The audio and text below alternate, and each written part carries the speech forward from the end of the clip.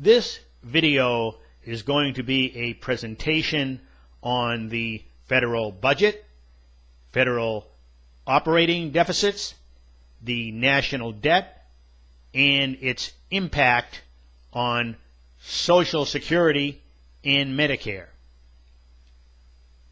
But first things first, this is a picture of the highly competent, meticulous, and methodical President Calvin Coolidge. Superimposed in the picture is a quote from his cornerstone speech, "Have faith in Massachusetts." One thing about President Coolidge is that he always talked to the American people as a father would talk to his son or daughter. He always told them the truth, and he never let them down. I have lived on this planet for 62 years, and never have I witnessed an American presidential administration which has exhibited as much deception, mendacity, and a lack of concern for the material and spiritual welfare of the American people, as has the administration of Barack Hussein Obama. The Obama administration must be prevented from transferring Social Security and Medicare benefits from tax-paying American citizens to third worlders who have entered our country illegally. A nation can survive its fools and even the ambitious, but it cannot survive treason from within. An enemy at the gates is less formidable, for he knows and carries his banner openly. But the traitor moves amongst those within the gate freely. His sly whispers, rustling through all the alleys, heard in the very halls of government itself. For the traitor appears not a traitor. He speaks in accents familiar to his victims, and he wears their face in their arguments. He appeals to the baseness that lies deep in the hearts of all men. He rots the soul of a nation. He works secretly and unknown in the night to undermine the pillars of the city. He infects the body politic so that it can no longer resist. A murderer is less to fear. The traitor is the plague. Marcus Tullius Cicero, a Roman philosopher, 106 to 43 BC.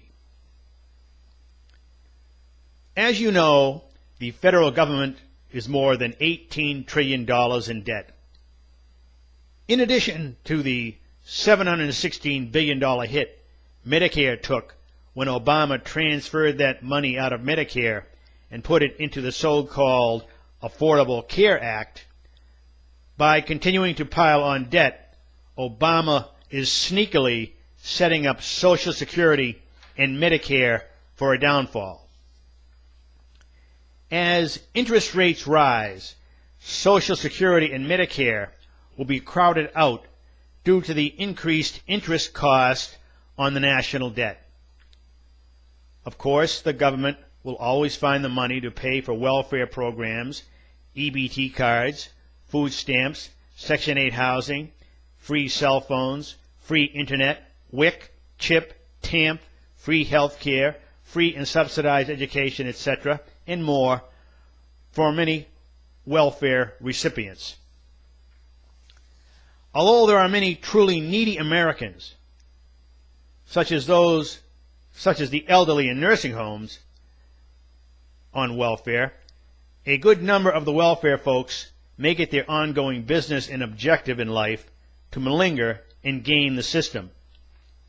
For many, welfare is a business. Again, and repeating for emphasis, if Obama's plan of continuing budget deficits continues, the only way out will be to cut Social Security and Medicare benefits and hyperinflate the currency to monetize the $18 trillion debt. Monetizing the debt will have a disastrous impact on senior citizens like me who rely on Social Security and fixed payment annuities for our income.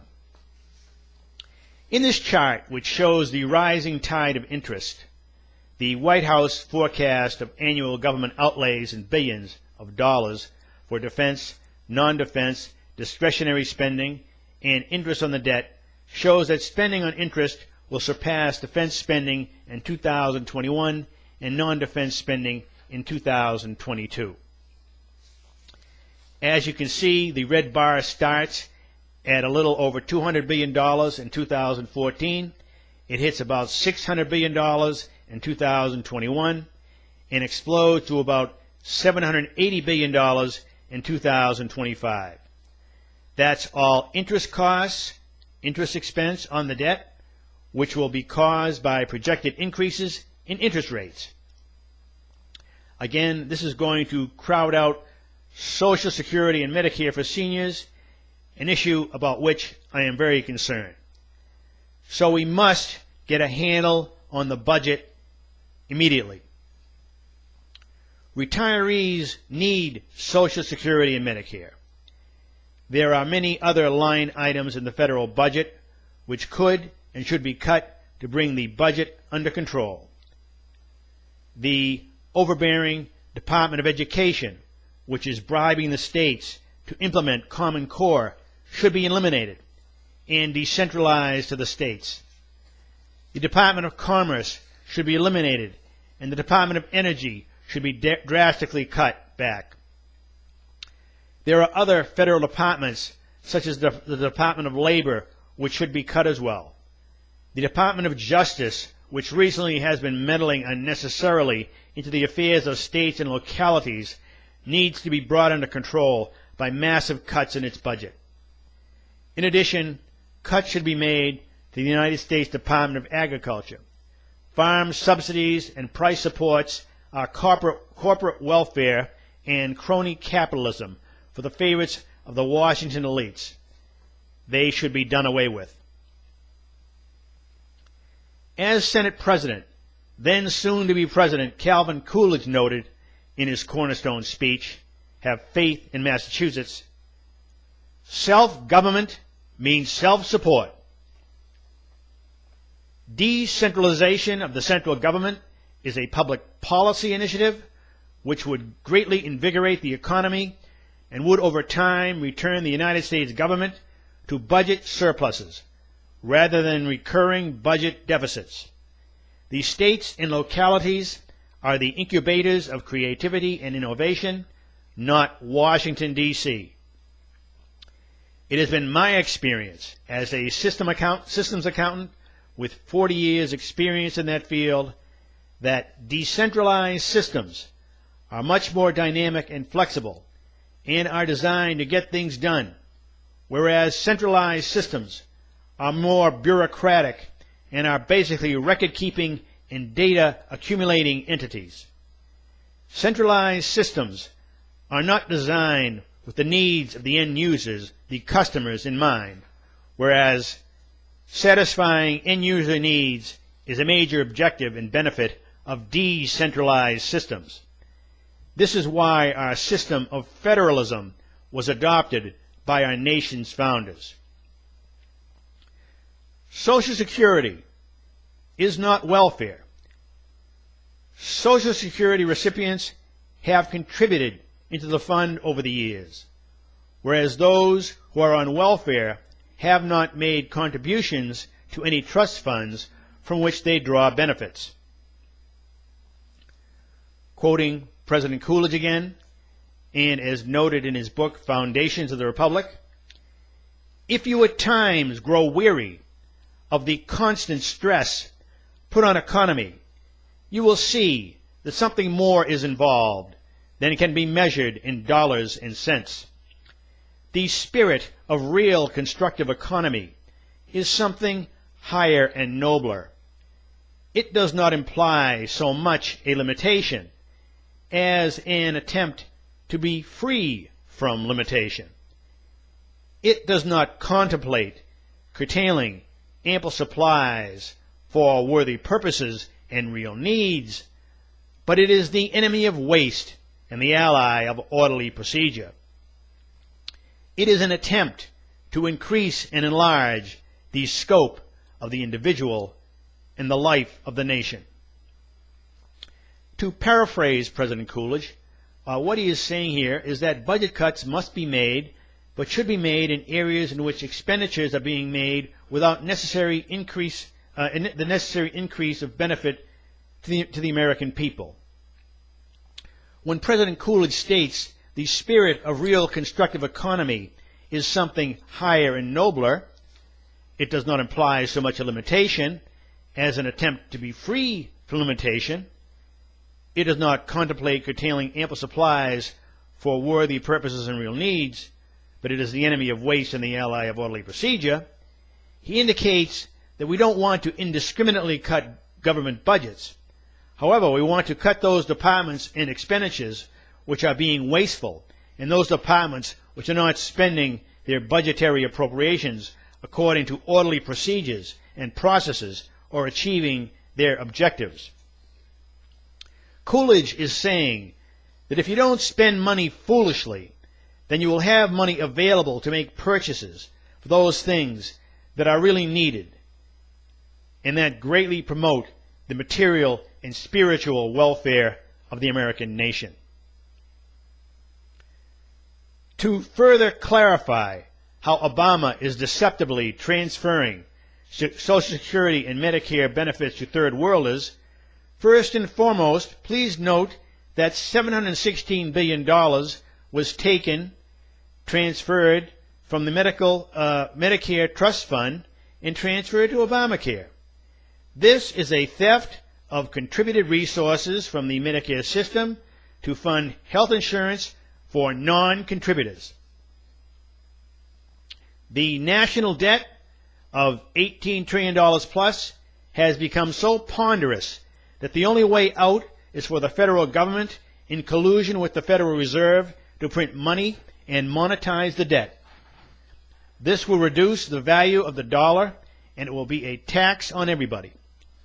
Moreover, monetization of the debt will be a disaster for those on fixed incomes, such as retirees, because it will water down the purchasing power of the dollar, making payments out of the Social Security and fixed annuities worth much less. What we need to do is go through the entire government and examine the various departments, both through audits and independent commissions, to find waste, fraud, and abuse, and make additional budget cuts. One area that must be looked into is the expenditure of government money for health, education, and welfare benefits to non-citizens. In his speech, Freedom and Its Obligations, which he gave at Arlington National Cemetery on May 30th, 1924, President Coolidge said, "American citizenship is a high estate. He who holds it is the peer of kings. It has been secured only by untold toil and effort. It will be maintained by no other method. It demands the best that men and women have to give, but it likewise awards to its partakers the best that there is on earth. To attempt to turn it into a thing of ease and inaction would be only to debase it. To cease to struggle and toil and sacrifice for it is not only to cease to be worthy of it, but is to start a retreat toward barbarism. No matter what others may say, no matter what others may do, this is the stand that those must maintain who are worthy to be called Americans." So, for starters, let's get rid of the overbearing Department of Education and the Department of Commerce and drastically cut back the Department of Energy. We should also try to decentralize as many functions as possible back to the states because the central bureaucracy has become fat, bloated, and unresponsive to the needs of the American people. With its earmarks, executive initiatives, and misappropriations, the central government has become a centralized slush fund prone to corruption and waste. Social Security and Medicare for current retirees should not be cut because those receiving Social Security and Medicare are only receiving their own contributed money back, and at a low rate of return, I might add. If cuts in Social Security and Medicare are required, it must be done on a transitional basis, which allows contributors and recipients to construct their own bridges to the future. This involves financial planning for many years into the future, which would make it so that their lives would not be disastrously affected by the cuts. Using a football analogy, you shouldn't move the goalposts just before the team is about to make a touchdown. One final and miscellaneous comment. Corporate tax rates should be reduced to approximately 12 or 13%, and corporations should be given a grace period within which they can repatriate foreign income and foreign deposits back to the United States free of tax. This will give a great boost to the domestic economy and will help in balancing the budget. President Coolidge always showed respect toward the American people.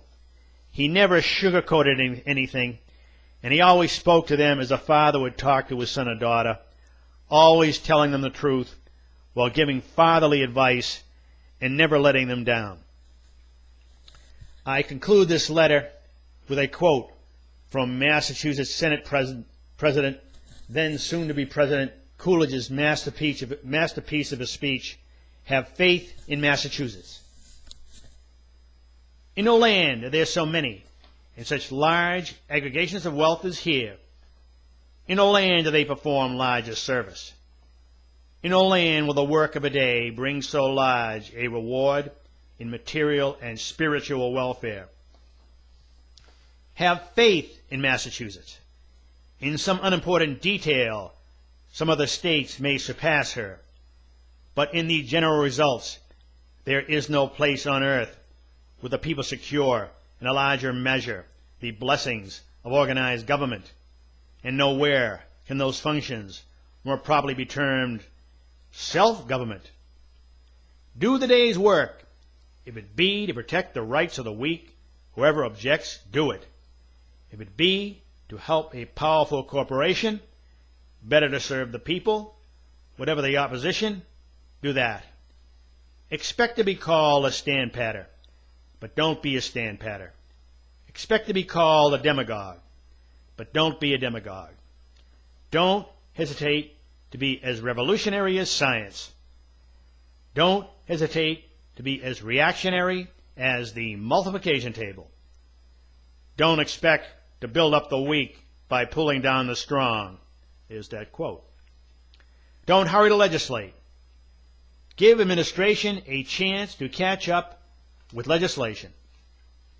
We need a broader, firmer, deeper faith in the people, a faith that men desire to do right. The Commonwealth is founded upon a righteousness which will endure, a reconstructed faith that the final approval of the people is given not to demagogues slavishly pandering to their selfishness, merchandising with the clamor of the hour, but to statesmen ministering to their welfare, representing their deep, silent, abiding convictions. Statutes must appeal to more than material welfare. Wages won't satisfy, be they never so large, nor houses, nor lands, nor coupons, though they fall thick as the leaves of autumn. Man has a spiritual nature. Touch it, and it must respond as the magnet responds to the pole. To that, not to selfishness, let the laws of the Commonwealth appeal. recognize the immortal worth and dignity of man. Let the laws of Massachusetts proclaim to her humblest citizen, performing the most menial task, the recognition of his manhood, the recognition that all men are peers, the humblest with the most exalted, the recognition that our work is glorified. Is there any way we could get thoughts as profound as this from President Barack Hussein Obama? Not a chance, because that would show great concern and too much respect for the material and spiritual welfare of the American people in their capitalist system. It should be noted that the capitalist system has brought unparalleled economic success to Americans since the nation was founded with the signing of the Declaration of Independence. I know that as far as Obama is concerned, showing a fatherly concern in this area would be way too much to ask.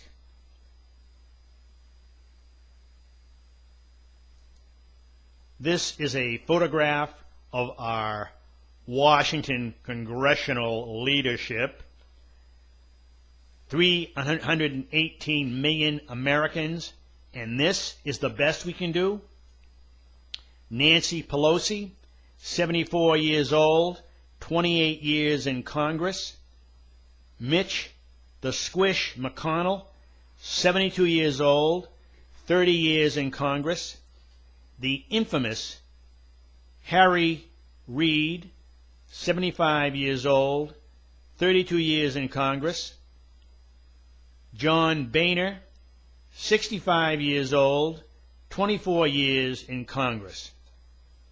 Between the $3,200,000,000 in lobbyist money annually, the power of the parties, and gerrymandering, the most brilliant minds and best leaders never stand a chance against career politicians. We need to change this.